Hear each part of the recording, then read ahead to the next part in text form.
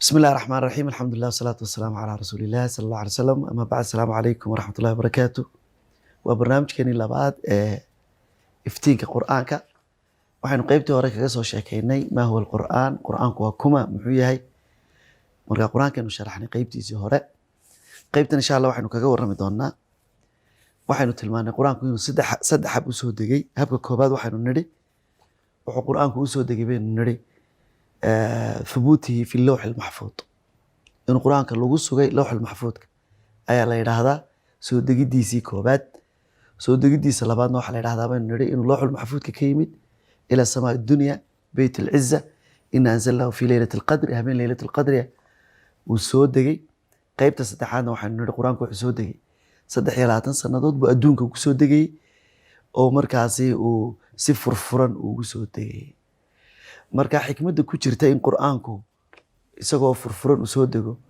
culimadu markay isweydiiyeen qodobo aad u tiro badan bay taxeen saddex afar qodob baynu insha Allah ka soo qaadanana ka hor inta aynaan bilaabin jiska koobaad aynu markaasi jis baynu eegnaa waynakii bilowgii xalqadii hore kaga sheekeynay marka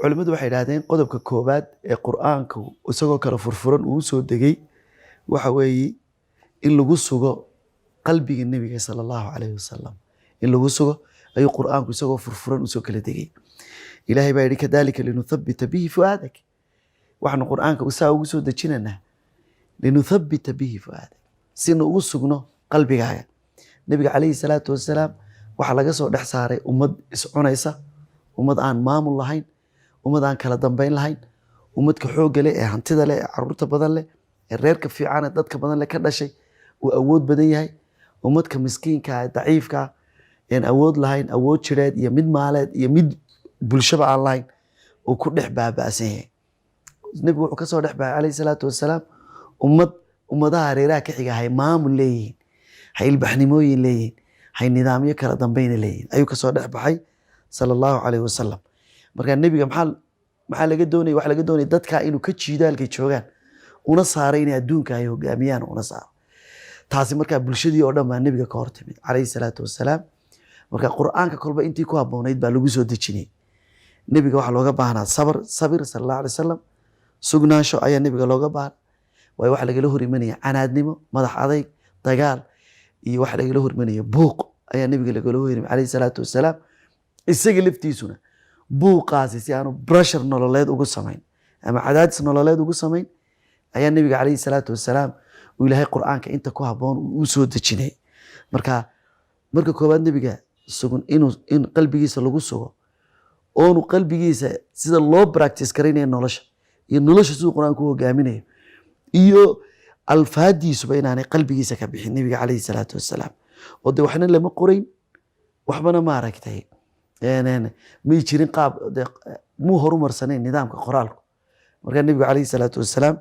taas ayaa marka koobaad ay waxay yiraahdeen culimadu sugnaansho nabiga alayhi salaatu qalbigiisa lagu sugayo ayaa quraanka qaybtii koobaad loo soo kala hordejinay laba waxa loo soo kala hordejinay in la xifdiyo quraanka oo ilaahay wuxuu noo sheegay nabiga inuu soo diray nabi baraya oo yuallimuhum alkitaaba wal hikma xikmadii nolosha xikmadii aakhiro iyo xikmadii adduunka loo abuuray dadka baraya kitaabkana baraya marka nabigu markuu quraanku soo dego asxaabtu uu la iman jiray isagoo daray ah quraanka daray ah oo imika malakul jibriil keenay ayuu nabiguna asxaabta gaarsiinay markuu asxaabta gaarsiiyo halka lagaga makacayn wala xiftiyay wala baranay nolosha lagu practice gareynay iyo waxa kale la midka marka qodobka labaad ee quraanku isagoo kala furfuran u soo degay culimadu waxay noogu sheegeen in quraanka loo soo dejiyay in la xifdiyo soo duuduubadii markii la soo dejin lahaa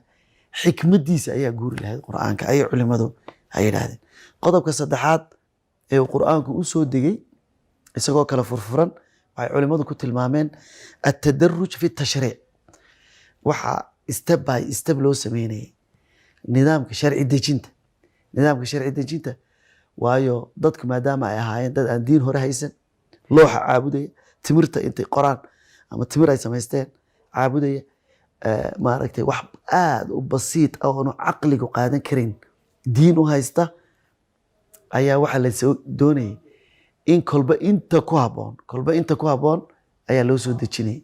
marka waxa meesha ka baxayay maan fahminayo ujeedadu maxay tahay. inta islaamka qaadatay qiimaha nolosha kolbahay marayaan ayuu qur'aanku ayuu tusayay oo marba bar baa la soo dejinayay oo dee salaad iyo soon iyo xaj iyo sako mar keliya wada socda, ama maaragtay tuugii gacanta la jaro, kii sinaystay in la jeedaliyo ama la dilo, maaragta waxaasoo dhan mar keliya lama soo dejin. waa markaasi step by step iyo si kala dambaysa ayuu qur-aanku usoo degay. waxaa kaloo kaala socday oo qodobka afraad ay ku tilmaameen, qur-aanku wuxuu maamulayay dhacdooyinka maalinlaha ah ee nolosha muslimiinta soo marasa. dhacdooyin baa noloshooda kusoo biirayay, dhacdooyinkaasi nebiga ula imanayeen, ilaahay baa ka jawaabay subxaanahu wa tacaala. haddii mar keliya lasoo dejin lahaa dee wax kastoo dhacayo loo sii sheego, dee taasi waxay noqon lahayd dhib bay noqon lahayd. marka dhacdooyinka maalinlaha ayaa la xalinayay.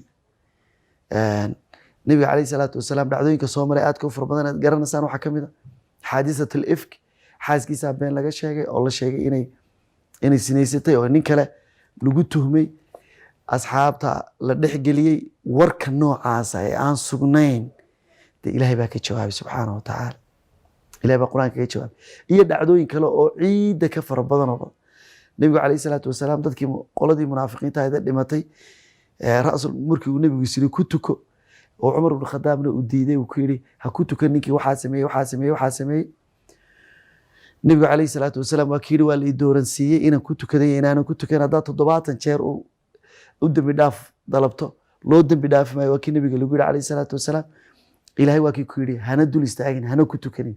markii dambe ay soo degtay.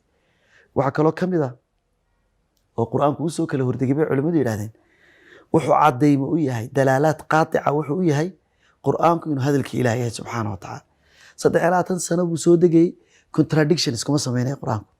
kii maalintii ugu horreysay soo degay iqra bismi rabbika alladii khalaq, iyo kii maalintii ugu dambeysay 30 sannadood soo degay, contradictions kuma sameynaya qur-aanku, wuu is dhammaystiraya. nabigu calayhi salaatu wasalaam asxaabta wuxuu barayay suuradda aayaddaasi waxaad gelisaan meel hiblaayo, suurad hiblaayaa leh.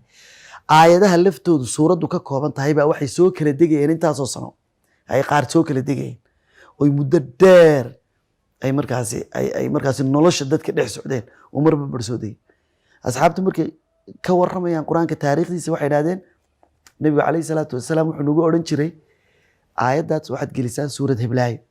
marka qur-aanku siduu isku daba yaal buu u tilmaamay. marka marna contradiction iskuma samayn. marka waxay caddayn uu u yahay qur-aanku inuu kalaamkii ilaahay yahay subxaana wa tacaala, oo munu been abuur ilaahay laga been abuuranayo aanu ahayn.